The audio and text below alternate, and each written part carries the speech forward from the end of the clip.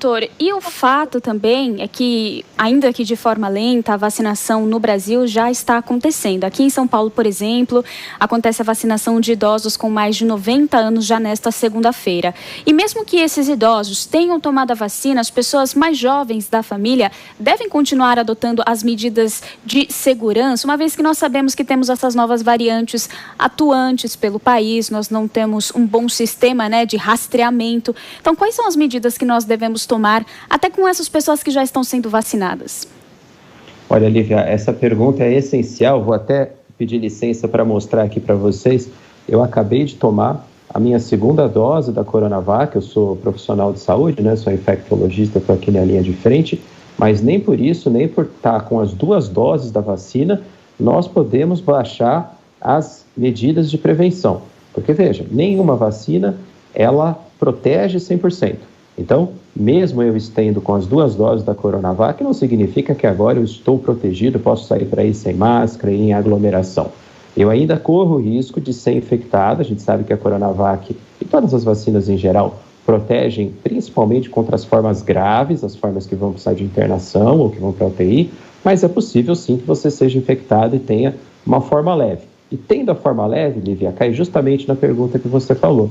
Você pode infectar uma outra pessoa, até mesmo uma pessoa que já tenha sido vacinada. Portanto, é imperativo que a vacina entre dentro de um pacote de proteção. A vacina vai aumentar o grau de proteção que a máscara, que o distanciamento social, a evitar as aglomerações e que a higiene das mãos já nos dão no momento. Então, quanto mais escudos, quanto mais armas a gente tiver contra o vírus, melhor. Até que um dia a gente chegue numa vacina perfeita, uma vacina que impeça a circulação do vírus completamente, e aí a gente consegue voltar ao nosso antigo normal. Que legal, doutor, que o senhor já tomou as 2 doses, mostrou aí pra gente o comprovante, fico muito feliz pelo senhor. E diante também, essa descoberta de mutações do vírus, quais medidas os países podem adotar a fim de frear a disseminação dessa variante? O senhor falou muito da nossa atuação como indivíduos, Agora, quais medidas o senhor acredita que os países irão tomar? Isso é uma pergunta que nós da comunidade científica temos insistido com os governos. Talvez exista necessidade de medidas restritivas contra alguns países que tenham cepas potencialmente perigosas. Então, esse esforço de reconhecimento por epidemiologia de biologia molecular, ou seja, reconhecer quais cepas estão predominando em quais países e quais os riscos que elas podem trazer a outros países, é essencial. Inclusive, impedindo a circulação de pessoas desses países, para que a gente não haja, por exemplo, num país, um acúmulo de várias mutações ao mesmo tempo perigosas, e isso pode, sim, como naqueles filmes de ficção científica que a gente já assistiu no passado, todos esses vírus acabarem se acostumando, se agrupando em um só, fazendo um super vírus.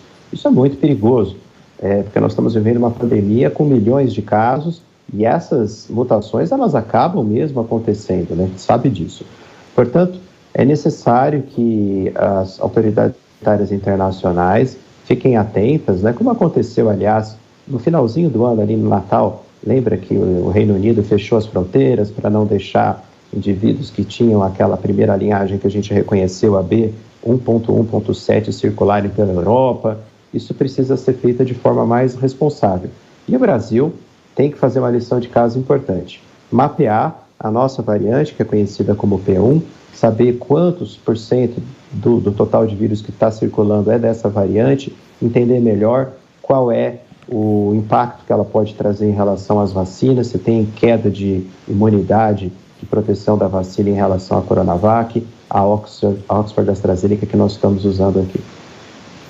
Doutor, enquanto nós temos essa notícia, que o imunizante de Oxford foi suspenso temporariamente pela África do Sul, nós temos também uma notícia que saiu hoje, que a vacina da Pfizer conseguiu neutralizar 3 variantes do coronavírus em laboratório.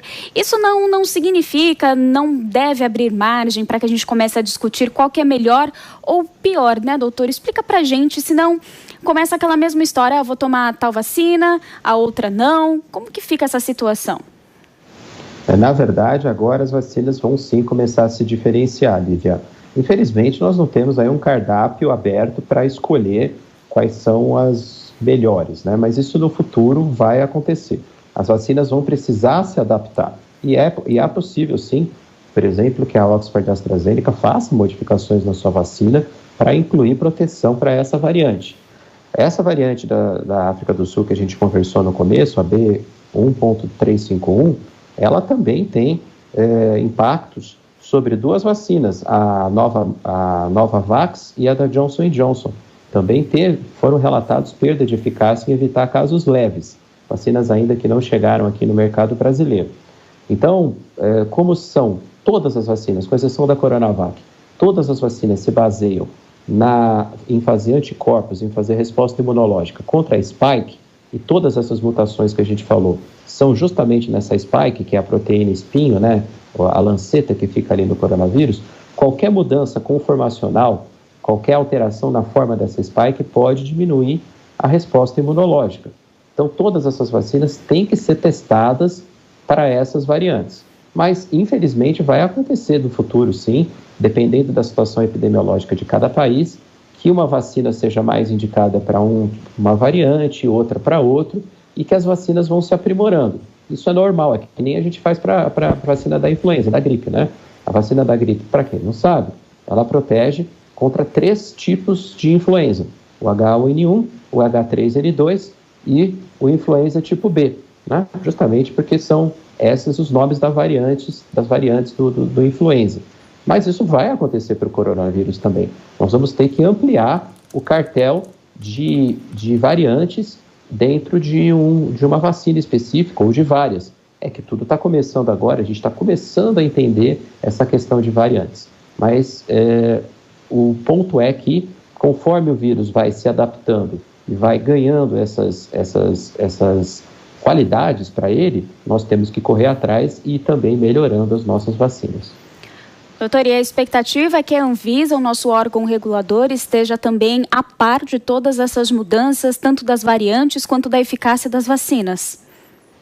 Sim, a Anvisa precisa ser notificada em tempo real pelas fabricantes em relação a esses testes de eficácia das vacinas em relação a essas variantes. Então, por exemplo, existem estudos em andamento da Coronavac frente a essa variante brasileira, por exemplo, da Oxford AstraZeneca frente a essa nova variante. Então, a gente precisa, assim que esses dados estiverem totalizados, que a agência sanitária seja informada, até para entender, né, se o grau de proteção teve algum impacto. E existiu um esforço coordenado das autoridades sanitárias em conseguir um mapeamento melhor da circulação dessas variantes e o que elas significam em termos de aumento de transmissão. Geralmente, essas mutações na spike são mutações que dão ao vírus maior chance de transmissão, ele fica mais fácil de transmitir e, aliás, inclusive em termos de reinfecção. Um dos grandes problemas da variante sul-africana, que também é um problema da variante brasileira, né, é a possibilidade de causar mais facilmente reinfecção. Então, o indivíduo teve lá, por exemplo, em abril, junho, julho, uma primeira infecção pelo vírus original, pelo vírus selvagem, e agora é mais fácil que ele tenha uma segunda infecção pelo vírus mutante, pelo vírus com a variante, porque ele é mais adaptável, ele consegue se ligar mais fácil aos receptores celulares. E isso também explica por que ele consegue fugir das vacinas que foram feitas originalmente para o vírus selvagem, para o vírus principal, o primeiro que surgiu. Muito bem, nós conversamos com o Dr. Alexandre Nami Barbosa, chefe de infectologia da Unesp e consultor da Sociedade Brasileira de Infectologia. Doutor, muito obrigada por tirar as nossas dúvidas, pela conversa e uma ótima semana para o senhor. Sempre um prazer participar com você aqui, Lívia. Um grande abraço a todos da Jovem Pan News. Muito obrigada, até mais. Agora são